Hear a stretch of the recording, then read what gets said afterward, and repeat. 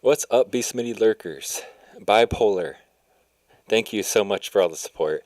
Uh, the skateboarding film I made in 2005. It was, I got so much support back then for it as well. Back in those days, it wasn't normal for kind of people to, make films and that type of thing. It wasn't easy to do. Um, uh, I was using, obviously, a computer from back then isn't like a computer now. Um, it was filmed with height tapes and or no mini DV tapes. That's what it was. Mini DV tapes. Yeah, it's filmed with mini DV, and it was entirely edited with Windows Movie Maker, which is a free software that was on the computer that my dad owned. So um, yeah, it was very. I mean, I feel like I've always worked low budget. I think that was kind of like probably the roots of it too. My first skate films were actually edited with two VCRs, tape deck editing. It was that was interesting time to make films too. So this was kind of a lot easier for me back then. Obviously, you can even tell in the final version there's like some glitching here and there. That's it's just the the computer from that time. you know, I can only hope for so much, I guess. But no, it was well received. It was originally for sale at Speed Freak Skate Shop. There was actually two versions. The original version was available only there, and then I made a special edition, which included some new footage, which will be shown on this video here, with different music for I basically use whatever music back then. Um, and so, with copyright laws, I am using music that I have licensed to use for my videos. So, um, it was so fun doing it. Yeah, those days were like my favorite in skateboarding. I was lucky enough to have a key to the skate park and was able to go whenever I want. So all the footage were after hours. A lot of it was at like midnight. So it's just cool to think of that time when we would just go open up the park, and the owners knew I was working on this project, and then it was for sale at the skate park as well. Once it came out, the special edition was more people know of the special edition than they do of the original copy. I think the original was 20 copies, and then I don't quite recall anymore. It might have been like 60 copies of the special edition were available. I don't even remember anymore.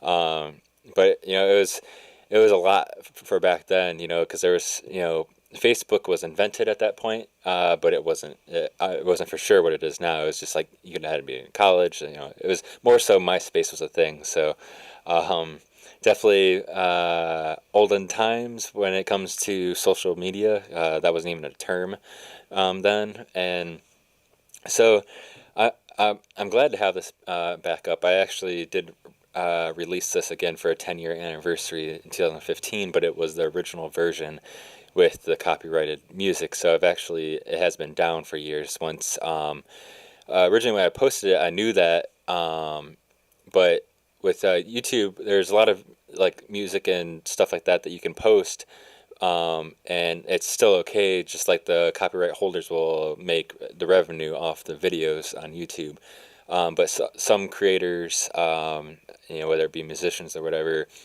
don't even want that. So the video will get a strike and just be muted. So I think there was a couple bands from Bipolar that had sent strikes to mute the video, and it was muted. So with that, I also had a commentary, which was also flagged by YouTube for language. So that was up for a while, actually. Just recently, I've been working a lot with YouTube this past 6 months since I was granted my partnership again, after the whole confusion of last year, last January, which I have videos about that. I'm just happy to be a part of YouTube now, and the direction that I'm going. And so I wanted to get a fresh version of Bipolar. It's a new version, remastered. The colors are a little bit better. Obviously, the quality is what it is. It was filmed on mini DV standard definition. So I brought a little bit of the quality more like crisp, at least.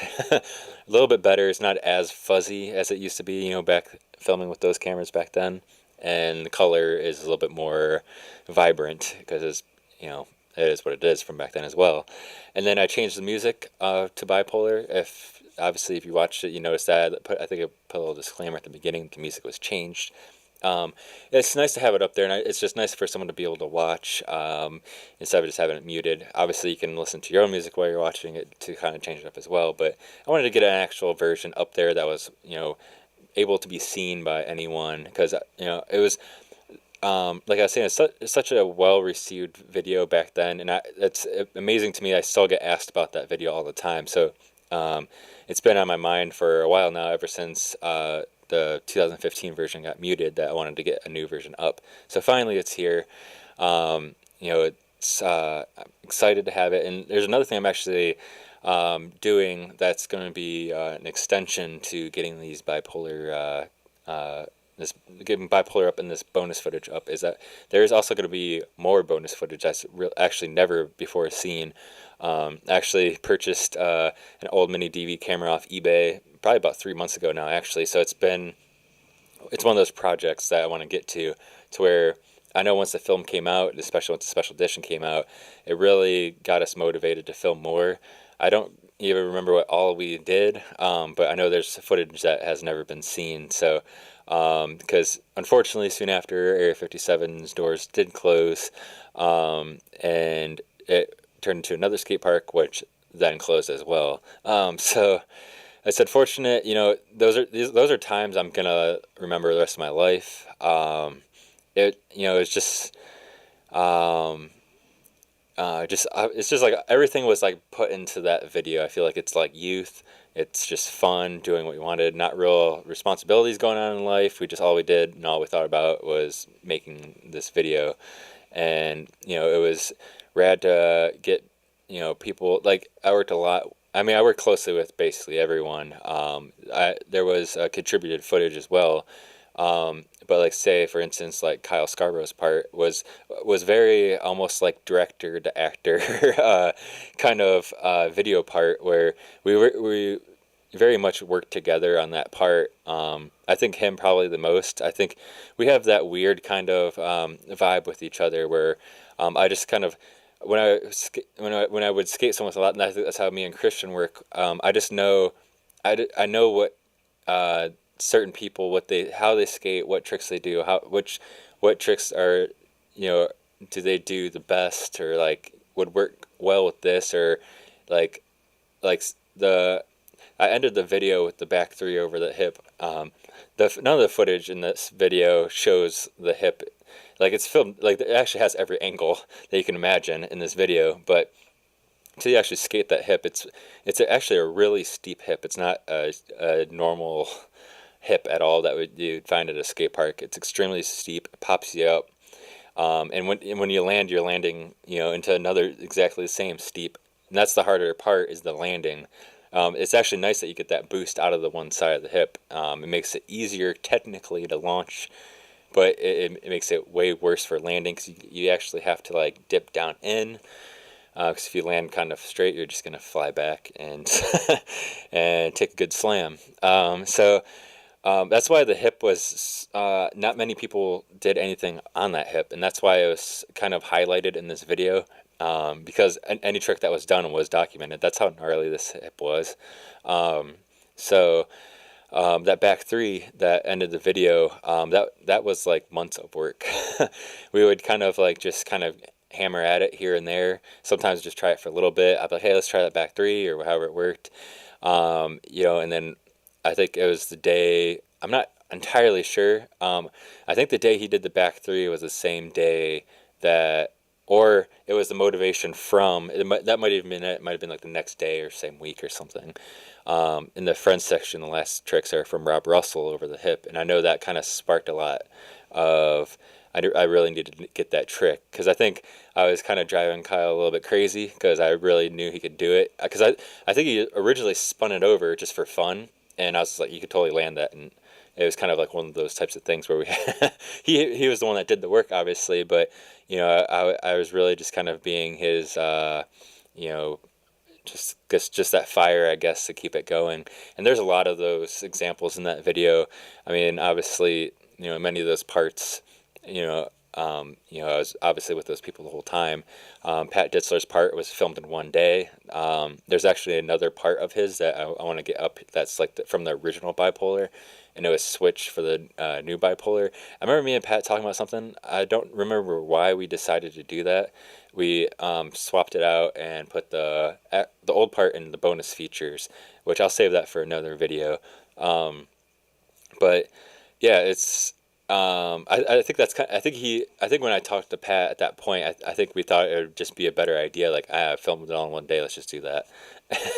And so that's kind of, I think we just wanted to kind of have a little bit of a change for the special edition, and that's, that was the decision. And I actually think it's a good one because it's actually a fun part to watch because of that, knowing that it's just like we filmed that. I mean, when I even say a day, I mean, we probably filmed that in like an hour and a half or something.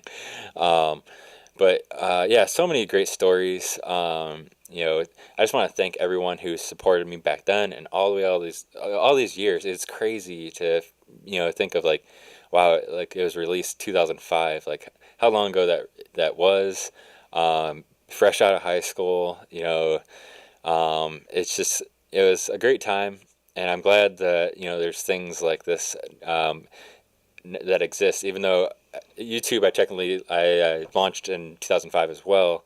But yeah, so it's just cool that you can bring things back to life like this, and obviously, get around those copyright things and get the video back up was something I wanted to do. And so this is the bonus footage from the special edition. This was basically stuff we filmed probably in a month or two, because I released the original version of Bipolar, and we started filming, and I wanted, like, because I think that the original version had like a small case for the disc, and then I got like the normal size DVD cases ordered, and that's when I knew that I wanted to make a special edition to kind of make it a little bit changed, and I got like a little disc label maker and kind of made it a little bit more like presentable, I guess. The original version, I think, was just like spray painted and then carved out of like the letter. Yeah, I mean, it made things happen. I'm still that way, I guess. I'm always just trying to create and yeah. And I just want to say thank you again to everyone. If you're not subscribed to my channel, please subscribe. I would appreciate it. And also, in the near future, I really want to get that footage up that no one has seen before. It's going to be good to kind of go through those tapes, even though going through tapes sounds terrible. I hated it then. And now is even worse. Back then, I didn't have the example of going through SD cards and that type of thing. So now it even sounds worse. Except, the nostalgia will help me get through it. But yeah, thanks again, everyone, and I'll talk to you guys soon.